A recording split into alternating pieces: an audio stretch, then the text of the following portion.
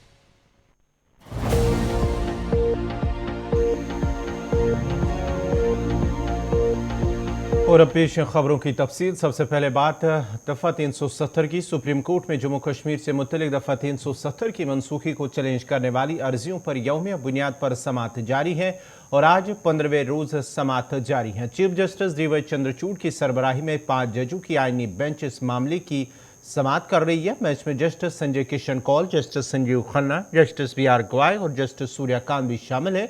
इससे कबल 2 अगस्त को जम्मू कश्मीर में आर्टिकल 370 की मनसूखी को लेकर समाअत शुरू हुई थी। Dr. Ambedkar makes a pointed reference to, if you look at page 8 top, the position in the US, yes, each state in America is free to make its own constitution. Correct. And therefore the power of altering.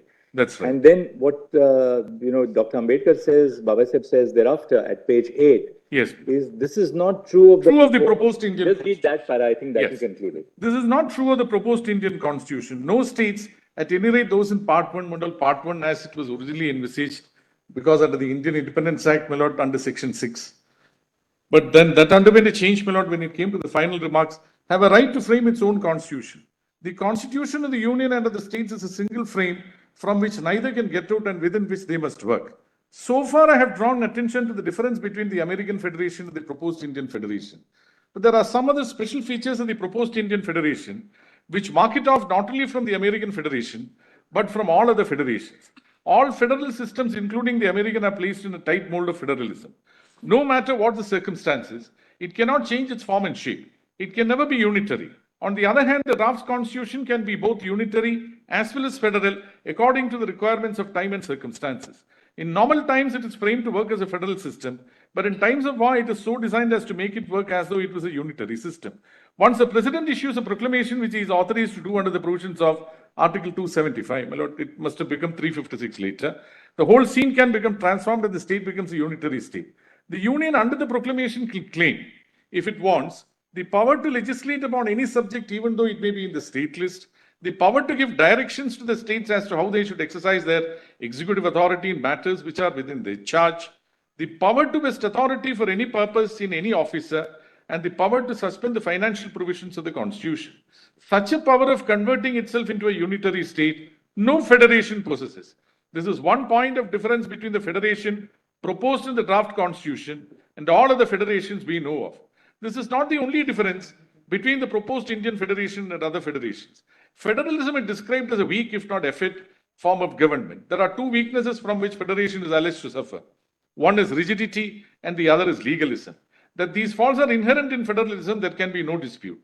A federal constitution cannot but be a written constitution, and a written constitution must necessarily be a rigid constitution. A federal constitution means division of the sovereignty by no less a sanction than that of the law of the constitution between the federal government and the states, with 2 necessary consequences. One, that any invasion by the federal government, the field assigned to the states and vice versa, is a breach of the constitution, and such breach is justiciable matter to be determined by the judiciary alone. This being the nature of federalism, a federal constitution has been found in a pronounced form in the Constitution of the United States of America.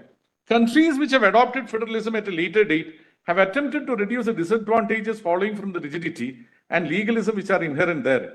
The example of Australia may well be referred to in this matter.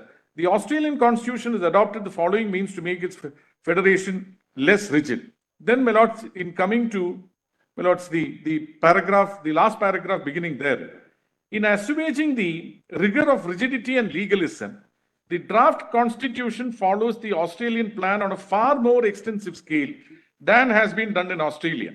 Like the Australian constitution, it has a long list of subjects for concurrent powers of legislation. Under the Australian constitution, concurrent subjects are 39. Under the draft constitution, they are 37. Following the Australian constitution, there are as many as 6 articles in the draft constitution where the provisions are of a temporary duration and which could be replaced by Parliament at any time by provisions suitable for the constitution.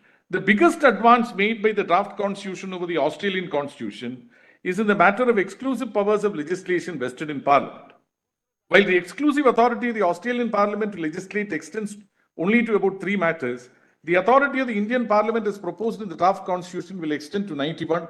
It has then come to 97, 97 being an omnibus residuary clause. In this way, the draft constitution has secured the greatest possible elasticity in its federalism, which is supposed to be rigid by nature.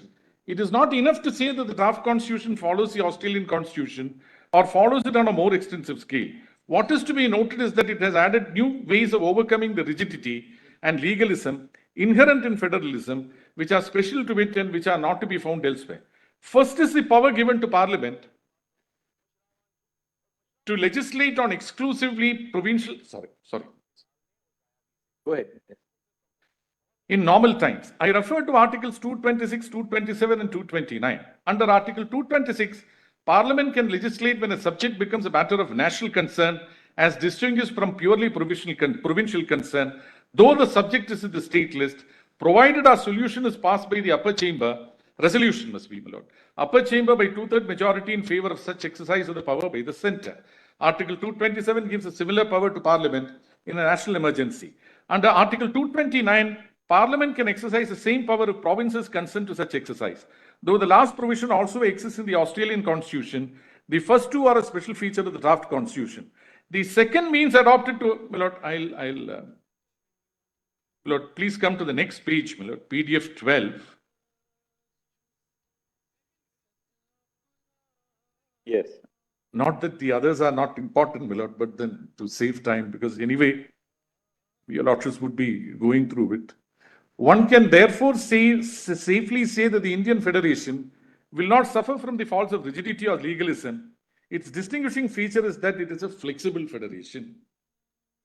There is another special feature of the proposed Indian Federation which distinguishes it from other federations. A federation being a dual polity based on divided authority with separate legislative, executive and judicial powers for each of the two polities is bound to produce diversity in laws, in administration and in judicial protection. Up to a certain point, this diversity does not matter. Just skip that a little bit now and then go to the bottom of that page. Yes. The draft constitution has sought to forge means and methods whereby India will have federation. And at the same time, will have uniformity in all basic matters which are essential to maintain the unity of the country. And then on the next page, Dr. Ambedkar refers to 3 things: a single judiciary, uniformity in fundamental laws, civil and criminal, and all India civil service. That's we can then. Yeah.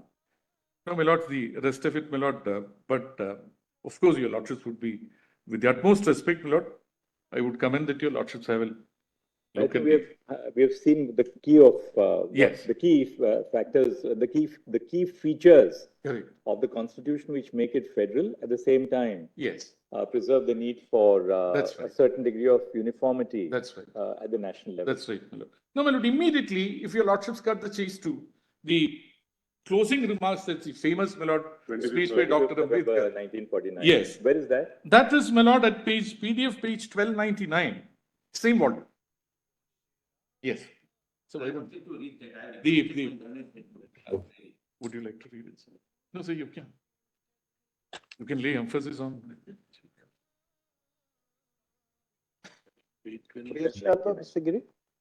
Lord, PDF page 1299. 1299. Starts at 1299. इधर समाज से कबल जम्मू कश्मीर के साबिक वज़ीर आला और national conference के नायब सदर उमर अब्दुल्ला ने कहा कि सुप्रीम कोर्ट पर उन्हें भरोसा है कि दफ़ा 370 को लेकर चीफ जस्टिस डीवाई चंद्रचूड़ की सरबराही में बेंच इंसाफ फराम करेगी। उन्होंने मजीद कहा कि जम्मू कश्मीर की आवाम के साथ ज्यादतियां की जा रही हैं और नए कवानीन और हुक्मनामों से आवाम तंग आ चुके हैं, जिस दौरान वो सड़कों पर आकर एहतजाज करने पर मजबूर हो रही हैं। इन बातों का इजहार उन्होंने सुप्रीम कोर्ट के अहाते में गुलिस्तान न्यूज नुमाइंदा ताबिश कमाल से बात करते हुए किया। हमारे साथ बातचीत करने के लिए उमर अब्दुल्ला साहब हैं। सर, जिस तरह से 370-35A का केस अब तो मुहाने पर आ चुका है, कितनी उम्मीद आप लोगों को है? अब ख़त्म हो जाने दीजिए। मेरा जवाब वही है जो पहले दिन आपको था कि उम्मीद लेके ही बंदा जो है सुप्रीम कोर्ट का दरवाज़ा खटखटाता है, और जिस तरह अभी तक हुकूमत की तरफ से जवाब आया है, तमाम जो इश्यूज़ जो पिटिशनर्स के जो वकील हैं उन्होंने उठाए हैं, मुझे तो नहीं लगता है कि जवाब कोई ख़ास जवाब था हुकूमत के पास। लेकिन आखिरकार फ़ैसला चीफ़ जस्टिस और उनके जो 4 सहयोगी जज हजरात हैं उनको करना है। हमने अपने तरफ से जितना हम कर सकते थे किया। आज जो रिबटल होगा उसमें भी बातचीत होगी और उसके बाद फैसला ऑनरेबल जजेस। कश्मीर के आवाम को लेकर के बराबर ये कहा जा रहा है कि हमने बहुत काम किया है। यहाँ भी ये कहा गया, हालांकि पहले दिन भी हलफनामे में सुप्रीम कोर्ट ने डिनाई किया था कि काम मत गिनवाइए, आईनी तरीके से देखेंगे। अब फिर ये कहा गया कि बहुत सारे काम किए गए हैं। जब बीजेपी लगातार ये कह रही है कि 370 भूल जाइए। अब वो कहें, उनका हक है कहना। जमहूरियत में हमें भी उतना ही हक है अपनी बात रखने का जितना उनको है। ना उनके कहने पे कोई भूल जाएगा, ना हम ये लड़ाई छोड़ेंगे। जहाँ तक काम की बात है, क्या इससे पहले काम नहीं हुए? ज़मीनी सतह पे जम्मू कश्मीर में जो काम हुए 18 से पहले, उनका कोई मुकाबला नहीं है। और अक्सर बेशतर जो गुर्बत और गरीबी को कम करने का काम हुआ वो 370 के वजह से हुआ। वहाँ जो लैंड टू टिलर का प्रोग्राम शेख अब्दुल्ला ने वहाँ लागू किया, वो 370 के बिना मुमकिन ही नहीं होता। तो कहने की तो बहुत बातें हैं, लेकिन सही बात जो सुप्रीम कोर्ट ने पहले दिन कहा कि आइन और कानून, इन चीज़ों को नज़र में रखा जाएगा बनिस्बत के वो जो चीज़ें बीजेपी यहाँ लाने की कोशिश कर रही है। सुरूर टोल प्लाजा पर लगातार जम्मू के लोग प्रोटेस्ट कर रहे हैं। सुरूर टोल प्लाजा बहुत अहम इशू बन चुका है। आवाम देख रही है कि अगर नई सरकार बनती तो हो सकता है कि सुरूर टोल प्लाजा पर कुछ किया जा सकता है। किया जा सकता है, और इसीलिए तो ये लोग इलेक्शन नहीं करा रहे हैं, क्योंकि हर मुद्दे पे ये मार खा रहे हैं।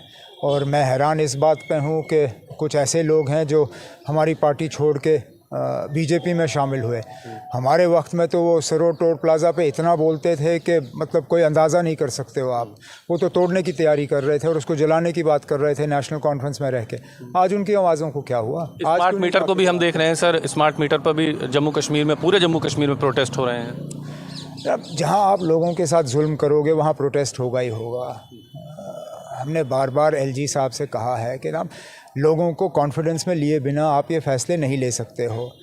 बदकिस्मती की बात यह है कि एलजी एडमिनिस्ट्रेशन और लोगों के दरमियान तालमेल और राफ्ता बिल्कुल ही नहीं है, और ये उस चीज़ का नतीजा है। बहुत शुक्रिया बातचीत करने के लिए। सहयोगी साजिद के साथ ताबिश कमाल दिल्ली। लेक्चरर ज़हूर अहमद भट्ट की मुअत्तली के हुक्मनामे को वापस लेने पर उमर अब्दुल्ला ने कहा है कि यह गैर कानूनी तरीके से ज़हूर अहमद भट्ट को सुप्रीम कोर्ट में पेश होने पर मुअत्तल किया गया था। No, I think it's a good thing. His suspension was, I think, a violation of his fundamental right to seek justice from the Supreme Court. All he was doing was petitioning against what happened on the 5th of August. Petitioning the Supreme Court can neither be seen as something illegal nor anti-national.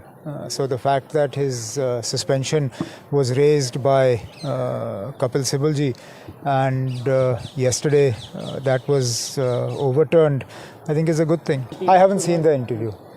I have not seen the interview.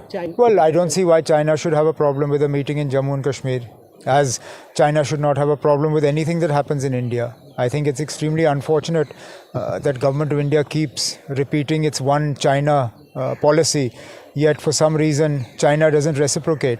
Our foreign policy should always be based on reciprocity. If China doesn't accept a one India policy, then why should India accept a one China policy? We should also question, we should raise questions on Tibet, we should raise questions on Taiwan, we should raise questions on what is happening in Hong Kong. It shouldn't be one-sided, that only China can raise questions about what happens in India and not vice versa. I believe that if China is going to continue to do this, then India must also revisit its one China policy. We haven't had an outcome yet. Let's have an outcome then. समाज से कबल senior वकील इरफान हफीज़ ने कहा है कि अदालत उज़्मा से जम्मू कश्मीर की आवाम को उम्मीद की किरण नजर आ रही है। उन्होंने कहा कि जम्मू कश्मीर की तरफ से अर्ज़ गुज़ारों ने मजबूती से अपने दलाइल पेश किए हैं और सरकार के दलाइल मुकम्मल होने के बाद उन्हें एक बार फिर मौका मिलेगा। देखिए क्या होता है, पहले पिटिशनर्स ने पिटिशन की, उसके बाद रेस्पोंडेंट्स अपनी बात रखी यूनियन ऑफ इंडिया ने, और उसके बाद जो कुछ पॉइंट्स रेज किए होते हैं तो उसमें लीगल प्रोविजन है, हम उसे रिबटल कहिए आप, रिजॉइंडर प्रॉपर है लीगली, तो फिर आप अपना रिजॉइंडर देते हैं। तो वही जैसे मैं ये समझता हूँ, जैसे वहाँ यूनियन ऑफ इंडिया के सॉलिसिटर जनरल साहब ने कहा कि जम्मू कश्मीर के संविधान में, जो वहाँ का संविधान था, उसमें सेक्युलरिज्म नहीं था, लेकिन मैं जो जेके कॉन्स्टिट्यूशन है उसके सेक्शन 25 में सेक्युलरिज्म की बात की गई है। तो जैसे यही बात आप रिबटल में रखेंगे कि भाई इन्होंने ये बात सही, मतलब exactly it's like that, rebuttal जिसे रिजॉइंडर कहते हैं। तो हम यही मानते हैं कि जो सुप्रीम कोर्ट है, जम्मू कश्मीर के अवाम जो है, दे have a ray of hope. We believe in judiciary in a sense कि फैसला मेरिट्स पे होगा। बिलीव का मतलब कि मेरिट्स पे फैसला होगा। होपफुल, वी आर होपफुल कि हमारा जो केस है स्ट्रॉन्ग है। जो सीनियर लॉयर्स ने जिस तरीके से आर्ग्यू किया, I am a student of law, मैं भी अंडरस्टैंड कर रहा हूँ, we have a strong case, rest it's to be decided by the honourable court. हम बीजेपी वालों की तरह नहीं कहेंगे कि नहीं मिल जाएगा, ये दफन हो चुका है, ये ख़त्म हो चुका है, नहीं आएगा, वो कंटेम्प्ट ऑफ कोर्ट है। We leave it to the judiciary and we are hopeful कि जस्टिस विल बी डन। उसके साथ साथ फिर से जम्मू कश्मीर के अवाम को हमेशा हम कहते हैं, मैं अपने आप को कन्विंस करता हूं कि हम सबको एकजुट होकर, जम्मू के भाइयों को, लद्दाख, कश्मीर के लोगों को, सबको देश के लोगों के साथ जुड़ना होगा, और जो हमारे हुकूक है, जो संविधान के दायरे में संभव है, लोकतंत्र में संभव है, उनके लिए पीसफुली गांधी जी के देश में स्ट्रगल करनी होगी। और मैं उनको पूरे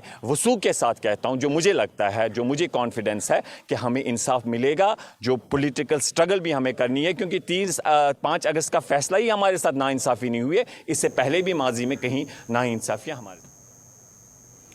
कश्मीरी पंडितों के एक ग्रुप रूट्स इन कश्मीर ने एक संगीन सवाल उठाया है। कश्मीरी तंजीम ने सुप्रीम कोर्ट को बताया कि नेशनल कॉन्फ्रेंस के सीनियर लीडर और दफ़ा 370 को चैलेंज करने वाले अर्जी गुजार मोहम्मद अकबर लोन ने जम्मू कश्मीर असम्बली के अंदर पाकिस्तान जिंदाबाद का नारा लगाया था और ऐसा करते हुए इलाहादी पसंद कुव्वतों की हिमायत की थी।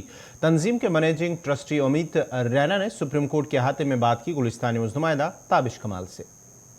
देखिए, अकबर लोन निरंतर लगातार पाकिस्तान जिंदाबाद के नारे, पाकिस्तान के पक्ष के नारे जम्मू कश्मीर में लगाते आए हैं, और ये सिर्फ पब्लिक रैलीज़ में नहीं, जम्मू कश्मीर की असेंबली में 2018 में भी उन्होंने नारे लगाए। उसके बाद जब बाहर उनसे पूछा गया कि क्या आप इस पे खेद जताते व्यक्त करते हैं, तो उन्होंने मना कर दिया, और उन्होंने ये भी कहा कि मैं ना पाकिस्तानी हूँ, मैं कश्मीरी हूँ, ना हिंदुस्तानी हूँ, मैं एक पहले मुसलमान हूँ। तो जो व्यक्ति अपने आप को एक हिंदुस्तानी कहते हुए भी शर्माए या हिंदुस्तानी ना कहे, तो उसको कोई हक नहीं है कि भारत के जो संसद ने जो फैसला लिया है उसको लेकर एक याचिका दाखिल करे। अगर आपका विश्वास भारत के संविधान में नहीं है, आपका विश्वास भारत के पार्लियामेंट में नहीं है, आपका विश्वास भारत के न्याय प्रक्रिया में नहीं है, तो आपका कोई हक नहीं बनता है कि आप दरवाजे के अदालत के दरवाजे खटखटाएं और कहा जाके अपने अपील करें। आप लोगों ने कहा कि वो माफ़ी मांगे, यानी अगर वो माफ़ी मांग लेंगे तो आप लोग क्या सेटिस्फाई हो जाएंगे? नहीं, हमने माफ़ी नहीं मांगी है। हमारा काम था उच्चतम न्यायालय को अवगत कराना कि ऐसे व्यक्ति को क्या पिटीशन, क्या उसको हक भी है पिटीशन फाइल करने का, क्या उसको हक भी है कि वो सुना जा सके। माफ़ी की बात ऑनरेबल एसजी ने करी है, और उन्होंने उच्चतम न्यायालय से कहा है कि कम से कम वो माफ़ी मांगे। हमारी मांग माफ़ी की नहीं थी, हमारी मांग प्रयास था कि सुप्रीम कोर्ट को अवगत कराया जाए, देश को अवगत कराया जाए कि एक राष्ट्र विरोधी जो शक्तियां हैं वो कैसे कश्मीर में कश्मीरियों के खिलाफ प्रयास कर रही हैं, और 370 वापस लाकर पाकिस्तान का कहीं ना कहीं वापस पाकिस्तान का वर्चस्व बढ़ाना चाहती हैं। आप कह रहे हैं कि पाकिस्तान का वर्चस्व बढ़ाना चाहते हैं, 370 के लिए यहाँ पर पिटिशनर्स आए हैं, लेकिन वही पिटिशनर्स ये कह रहे हैं कि बड़ी तादाद में कश्मीरी पंडित उनके साथ खड़े हैं, 370 बहाल हो। कुछ कश्मीरी पंडितों को सरकार के एजेंट के रूप में भेजा गया है, वो सिर्फ इस फैसले के खिलाफ हैं। बाकी बहुत सारे कश्मीरी पंडितों का ये पिटिशनर्स नाम लेते हैं, यानी कहीं ना कहीं कश्मीरी पंडित का नाम लेते हैं, हमें भी बता दीजिए। कौल साहब को कहा जाता है या और भी कई सारे नाम नाम पूरा नाम भट्ट बताइए। साहब को भी कहते हैं। भट्ट साहब पूरे नाम बता दीजिए। आधे आधे नाम लेकर अगर आप मुझे आज कहना चाहते हैं कि ये पंडित वो पंडित, या आप पूरा नाम दीजिए, संगठन का नाम दीजिए। आज और रूट्स इन कश्मीर पहली बार सुप्रीम कोर्ट नहीं गया इस सरकार के खिलाफ। 35A को लेकर चारूवल्ली खन्ना पिटीशन के साथ दूसरी rate petition roots in Kashmir की थी। उसके बाद कश्मीरी पंडितों को न्याय दिलाने को लेकर इस सरकार के खिलाफ भी रूट्स इन कश्मीर ही गई थी, जिसका रिव्यू पिटीशन पिछले साल, क्यूरेटिव पिटीशन जिसका रिव्यू पिटीशन पिछले साल उच्चतम न्यायालय ने डिसमिस कर दिया था। तो हम सरकार के न पक्ष में हैं न सरकार के अगेंस्ट हैं, हम इस देश के पक्ष में, और जो इस देश के हित में होगा हम उसको लेकर बात करेंगे। और कश्मीरी पंडित समुदाय, जिसमें ऑल इंडिया कश्मीरी समाज, जिसमें यूथ फॉर पनन कश्मीर और कश्मीरी समिति दिल्ली, हाँ, जो मुख्य ऑर्गेनाइजेशन है कश्मीरी पंडितों की, चारों रूट्स इन कश्मीर को लेकर आज 370 वापस ना बहाल किया जाए, उसको लेकर सुप्रीम कोर्ट में बहाल अर्जी लगाई हुई है। अच्छा, एक अहम सवाल है, ये कहा जा रहा है कि हमें सुप्रीम कोर्ट पर भरोसा है और आईनी तौर पर हम मजबूत हैं। पिटिशनर्स लगातार इस बात तो कह रहे हैं कि 370 बहाल होगा। जितना उन्हें भरोसा है इतना ही आपको भरोसा है। किसका भरोसा ज़्यादा मजबूत है इस वक्त, पिटिशनर्स का या आप लोगों का? देखिए, मैं कोई प्रीएम्प्ट नहीं करना चाहता सुप्रीम कोर्ट के जजमेंट को लेकर, मगर मैं इतना कहूँगा कि अगर एक कॉन्स्टिट्यूशन के बेसिक फ्रेमवर्क को देखा जाए तो 370 और 35 से हर उस कॉन्स्टिट्यूशन के बेसिक फ्रेमवर्क को वायलेट करता था, जिसमें जो सुप्रीम कोर्ट अपने मल्टीपल जजमेंट्स में कहता है कि बेसिक स्ट्रक्चर ऑफ कॉन्स्टिट्यूशन के साथ छेड़छाड़ नहीं करी जा सकती है, उसको भी वायलेट करता था। सुप्रीम कोर्ट में खुद चीफ जस्टिस ने पिछले हफ्ते कहा कि 35 से कैसे कैसे मल्टीपल फंडामेंटल राइट्स को वायलेट करता था, जिसमें right of employment, right of property, right of equality था। तो ये तो खुद ऑब्जर्वेशंस ऑनरेबल सुप्रीम कोर्ट की हैं। उसके बाद फिर भारत इसको कैसे इंटरप्रेट करना चाहता है, ज्यूम करना चाहता है, वो उन तक है। बट मेरी उम्मीद ये रहेगी कि क्योंकि 370 के तहत कश्मीर में अलगाववाद चरम सीमा पे था, कश्मीर में जिहाद चरम सीमा पे था। आप ये भूल जाते हैं कि पिछले 75 साल में सिर्फ एक ही समुदाय को एथनिक क्लिनजिंग, जाति संहार, नरसंहार देखना पड़ा, और वो भी 370 की दीवार के पीछे जम्मू कश्मीर में हुआ। तो आज अगर वो सब हालात सामान्य की ओर जा रहे हैं और उसका 370 हटाने में उसका बहुत बड़ा रोल है, तो मुझे लगता है कि इसका संज्ञान सुप्रीम कोर्ट को लेना ही पड़ेगा, उसको इग्नोर नहीं कर सकती। एक आखिरी सवाल लूँगा, अकबर लोन से जुड़ा है। अगर अकबर लोन माफ़ीनामा दे देते हैं तो क्या आप लोग सेटिस्फाई हो जाएंगे? देखिए, मेरा काम जजमेंट देना नहीं है, मेरा काम था। आपने जिस तरह से मैंने माफ़ी नहीं मंगवाई, ये सॉलिसिटर जनरल की डिमांड थी। हमारा काम था कि कोर्ट को अवगत कराया जाए कि एक पिटिशनर भी तो आपने इसीलिए कराया ना कि वो माफ़ी मांग लें। नहीं, मैंने अवगत इसलिए, मैंने तो उनके क्रेडेंशियल्स पे सवाल उठाए कि कोई ऐसा व्यक्ति जो भारत के संविधान के में विश्वास नहीं रखता, जो पाकिस्तान जिंदाबाद करता है, क्या कहीं ना कहीं उसका हक भी बनता है कि वो 370 के बारे में बात कर सके? तो उनकी जो दलीलें हैं, क्या वो सुप्रीम कोर्ट इग्नोर कर सकता है और क्या उनको करना चाहिए? बदनवानी के खात्मे और निज़ाम में शफाफियत के मकसद से जम्मू कश्मीर इंतजामिया ने भ्रष्टाचार मुक्त मुहिम का आगाज़ किया है। जम्मू कश्मीर के chief secretary doctor Arun Kumar Mehta ने प्रोग्राम का श्रीनगर से आगाज़ किया है। 4 से यानी कि आज से 10 सितंबर तक चलने वाली इस प्रोग्राम में तहसील, ज़िला और ब्लॉक सतह पर मीटिंगें मुनक्किद होंगी। इस मौके पर chief secretary doctor Arun Kumar Mehta ने कहा है कि इस मुहिम का मकसद जम्मू कश्मीर के अंदर हर एक काम में शफाफियत लाना है और जो लोग शिकायत कर रहे हैं कि बदनवानी हो रही है, जिसका खात्मा करने के लिए इस मुहिम की शुरुआत की गई है। The motive is that if there are any complaints, if you have looked at what we have done in the recent past, मैं हिंदी में बोल लेता हूँ, अभी हाल के दिनों में जो हम लोगों ने कोशिश की है, तो आपने मार्क किया होगा कि सभी सर्विसेज ऑनलाइन कर दी गई हैं। उसका मकसद क्या है? उसका मकसद यह है कि बिल्कुल भ्रष्टाचार मुक्त JNK हम क्रिएट करें। दूसरा, अगर आप पूरे डेवलपमेंट का प्रोसेस देखें तो हर चीज़ ऑनलाइन कर दी गई है। बजट का एस्टिमेशन, उसका एलोकेशन, पहले जो कहते थे कि अगर रुपया चलता है तो 10 रुपया ज़मीन पे नहीं पहुंचता है, अब व्यवस्था वो कर दी कि अगर रुपया चले तो पूरा रुपया नीचे पहुंच जाए। तो बीम्स के आने से, जन भागीदारी के आने से हर एक चीज़ को ट्रांसपेरेंट और पब्लिक उसको देख सकती है बगैर यूज़र नेम पासवर्ड के। तो अगर आप देखें तो आज के दिन में बिना एडमिनिस्ट्रेटिव अप्रूवल, बिना टेक्निकल सैंक्शन, बिना ई टेंडरिंग, बिना फिजिकल वेरिफिकेशन के और जियो टैग फोटोग्राफ के कोई पैसा निकल ही नहीं सकता है। जब ये व्यवस्था हो गई कि जब सभी सर्विसेज ऑनलाइन हो गई, जब सभी काम बिल्कुल नियमित ढंग से किए जाने लगे तो लोगों में बहुत उत्साह पैदा हुआ। अब इस वक्त कुछ कंप्लेंट मिलती रहती है हमें कि इसमें ये गड़बड़ हो गया है, वो गड़बड़ हो गया है, तो मुझे ये समझ में नहीं आता है कि जब सब कुछ ऑनलाइन है तो गड़बड़ तो हो ही नहीं सकता है।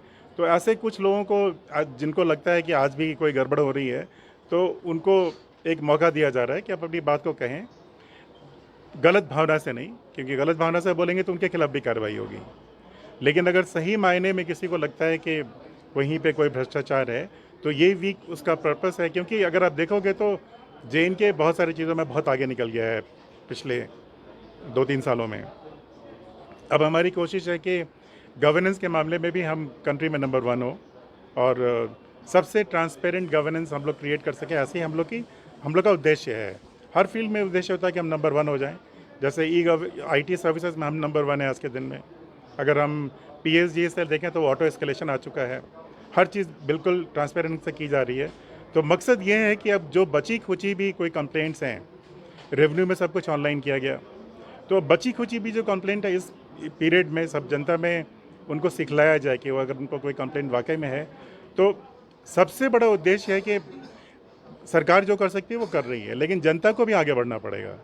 अगर जनता को भी विश्वास होना चाहिए कि अब पैसे देने की आवश्यकता नहीं है किसी को, और हम लोग किसी भी करप्शन को सपोर्ट नहीं करते हैं और ये हमारा एक कमिटमेंट है लोगों के लिए। और अगर ये कमिटमेंट हम सब मिलकर पूरा करें तो हम एक कदम बढ़ाएं, जनता भी एक कदम बढ़ाए तो बहुत सारे कदम बढ़ जाएंगे। और हमारा जो जम्मू कश्मीर में जो एक मैं तो बोलूँगा कि एक एब्सोल्यूट ट्रांसफॉर्मेशन है कि जिस तरह से हम लोगों ने इन चीज़ों को बढ़ाया है, तो मकसद ये है कि इस सप्ताह के अंत में जनता में ये भरोसा पैदा हो कि ये लिप सर्विस नहीं है, ये सिर्फ कहने की बातें नहीं है, बल्कि हम लोग कमिटेड हैं और उसको करके दिखाएंगे। और जो टीम JNK है, जिसको मैं हमेशा बोलता हूँ, led by honourable lieutenant governor साहब, under the guidance of honourable prime minister and the honourable home minister, ये कोई बोलने की बातें नहीं कर रहे हम लोग करके दे रहे हैं। और टीम JNK में जितने भी हमारे सेक्रेटरीज़ हैं, DCs हैं, DDC चेयरपर्सन्स हैं, DDC मेंबर्स हैं, PRIs मेंबर्स हैं, सब मिल करके इसको एक सफल सप्ताह बनाएंगे। Thank you very much.